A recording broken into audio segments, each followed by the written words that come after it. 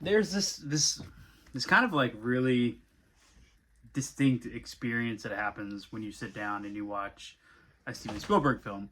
And even if you want to go back as far as Duel and Jaws, or if you want to come to as current as West Side Story, or what we're going to talk about today, the Fabelmans, there's just this magic that just invades the screen. And it's kind of crazy that for as many years as Spielberg has been directing films, every single one of his movies, even to, I would say like the least talked about, like 1941, or some of his later stuff like War Horse or The Post, and it's kind of been some projects that might not be as memorable, but there's always a visual flair and a storytelling flair that is unlike any other filmmaker on the planet, and people are trying to replicate it left and right. J.J. Abrams did it with Super 8.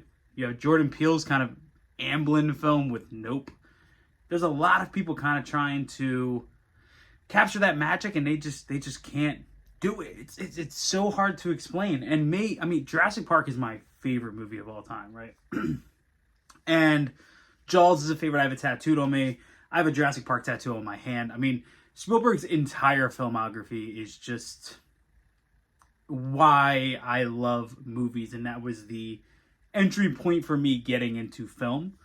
So to sit here today and talk about a movie that kind of tells the story of his life and some of the family issues and struggles that he went through as a child and all of that stuff, it's a bit of a crazy experience how similar it is to my life or yours or other people's lives. And that comes out in his most personal film to date, and that is The Fabelmans. So let's talk about that.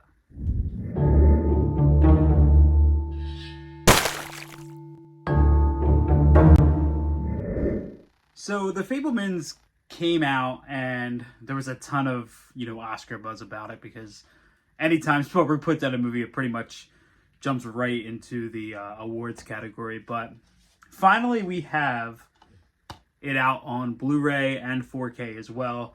And this is coming from Universal and Amblin, written by Steven Spielberg and Tony Kushner. And really fun fact, this film was only written, I think, 9 months before it started shooting. It was a really quick writing and pre-production process between the two of them. And this film has an incredible cast. You have Michelle Williams, who plays his mother. Paul Dano is playing Mr. Fabelman, the father. Seth Rogen is Uncle Benny. And then you have Gabriel LaBelle, who's actually playing Sammy Fabelman, who is just the corrected name of Steven Spielberg. Basically, they couldn't use their real names, obviously. But this is the most, in my opinion, tamed Spielberg film. And there's a reason why. It's not as visually flared as most of his movies are. Spielberg has a knack for this kind of sheen and shine that has kind of made him famous. It started way back in the days with Minority Report's real heavy in War of the Worlds, and every film has kind of touched that. And that's really tamed here, which I actually like. But the other thing is, too, this isn't a flashy movie. It's not a movie that's meant to be high gloss. It's not. It's a very personal story about family, a very personal story about his family that starts when he was a child and his first ever theatrical experience, ranging to him shooting his first film. He was a Boy Scout, if I remember correctly, him shooting his first movie, and then kind of diving into all of the issues. His family moved around a lot. They started in New Jersey, moved to Arizona, and then eventually LA because of the father's job. And there's this really cool family dynamic in here that's very similar to a lot of our lives, where the father is this very straight-laced, very sort of, how to put it, to the books guy. He's super intelligent. As Spielberg's dad was, he's insanely intelligent. But he's very straight-laced and, how about go get a real job? Like, movie making, filmmaking is not in the cards. You have to get a real job, something that's going to require real skill and talent and all of this stuff. And then you have The mother, who's played by, incredibly, by the way, by a very, very, very fabulous performance from Michelle Williams, who she's a loose spirit. She's very kindred. She makes you smile. She's dancing in a white, lacy, thin dress in front of the headlights, in front of the family, and she's always having fun, and she's heavily supportive of Sammy as a filmmaker, and she is the heart and the soul of the family that really pushes him forward. And I know, like, personally, there's always one parent who has the one beliefs, one has the other, and whether or not we're aware of it, there's always, I think, one that's a little bit more supportive than the other, or one who might understand it better than the other. And this movie really does a good job of kind of conveying that story and that heart, and also all the troubles that they went through as a family. There's some loyalty issues. There's some just real life things that happen. There's this moment in life where we realize that our parents are people, and that's exactly the basis for what the Fabelmans is. And the one thing that I found myself relating to the most in here is all of these scenes where Sammy is, the first time he's in a theater, and he's just like, there's this amazement and this wonder in his eyes, and he just falls in love with film and falls in love with that. And while, I'm not a filmmaker, I love movies. And the reason I love movies is because I grew up on Spielberg Amblin films, right? It was the magic of Jurassic Park that I just obsessed with. I mean, I have a whole entire Jurassic Park display up here. Every single time I watch that movie, I'm just, emotionally enamored, and I love it so much. But then, even as a kid watching E.T. or Close Encounters of the Third Kind, and growing up in high school, I was introduced, or not high school, middle school, I was introduced to Schindler's List, and I was like, wow, this is such powerful storytelling that's coming from a place of true storytelling ability and a true visual ability to convey that story. And there are Spielberg signatures all over this movie. I mean, his camera work is just, it's absolutely incredible. I can go on forever about that. But the thing I appreciate the most about this movie is that emotionally you connect with the characters so well because, like I mentioned before, they're based on real people, and we deal with real families and real heartache and real issues, and that's exactly what this movie is. It's about family and heart and those struggles, but also it's the most personal film Spielberg has ever made. And I watched, there's a couple featurettes on here, they're 10, 11 minutes in length, and to hear him say that of all the films he's created, of what he's done in cinema, this is his most personal yet. That he felt like after West Side Story, which was another dream project for him, he had to make this movie.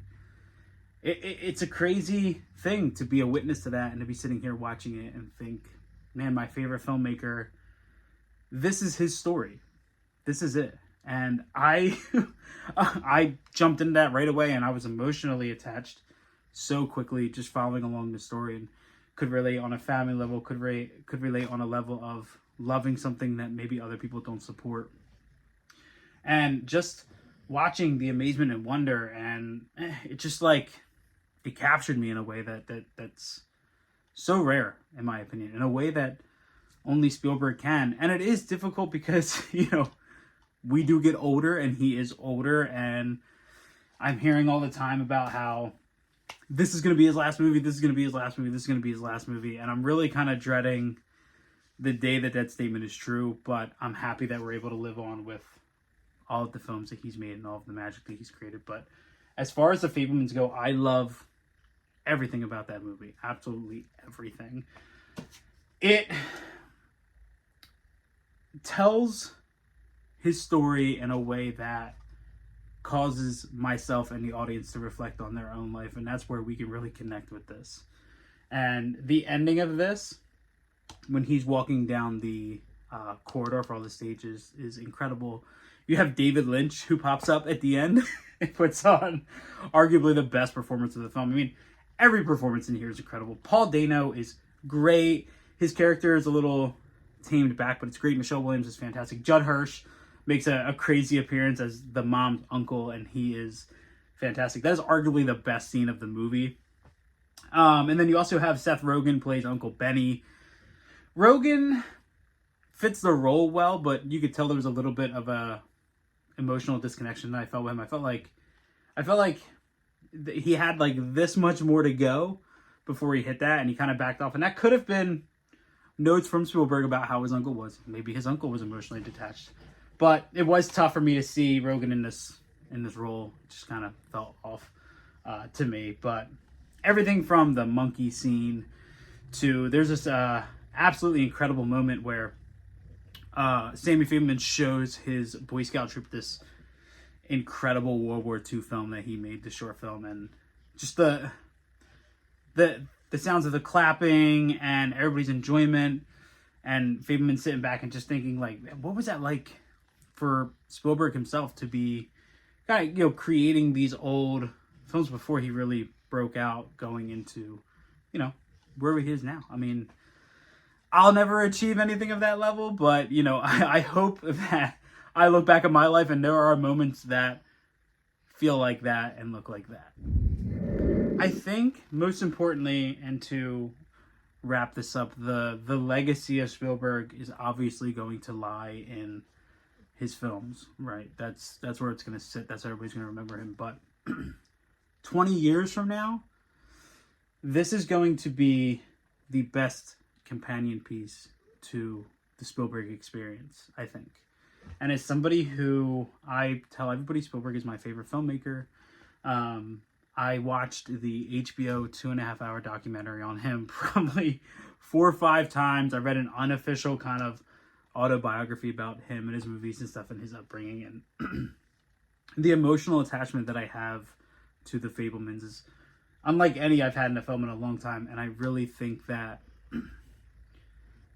all of the magic, all of the wonder, everything that Spielberg has done for me as a watcher, as a viewer, for everybody else as a viewer, it all accumulates to this. And I love everything about it. I absolutely love it. And I really hope that, you know, years from now we can look back at this movie and just continue to feel the wonder and continue to feel the love that we have from other Spielberg projects, because I think every single person who's going to watch this, every single person who watches the movie, every single person can relate to his upbringing, his family experience, and what this film brings to light. Because we get a lot of movies that really try to connect with us on a level and they fail, or maybe they do it a little bit, and this movie hits it absolutely out of the park. I loved everything about it.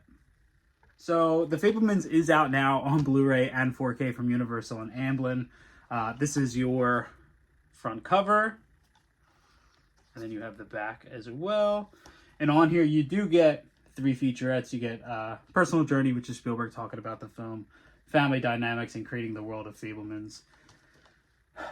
Pick this up, please. Give this a watch, especially if you're human and you have emotions and you have a family. I think that you're going to connect with this movie on a level that you rarely ever do, because I did. And I don't know if this is a review.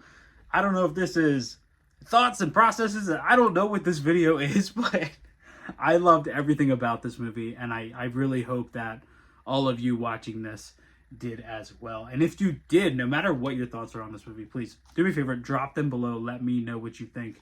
This is the first let's talk about it / review thing on the channel. So let me know down below what you think, if we should keep doing these. I think they're fun. But The Fabelmans out now from Universal and Amblin. Check it out.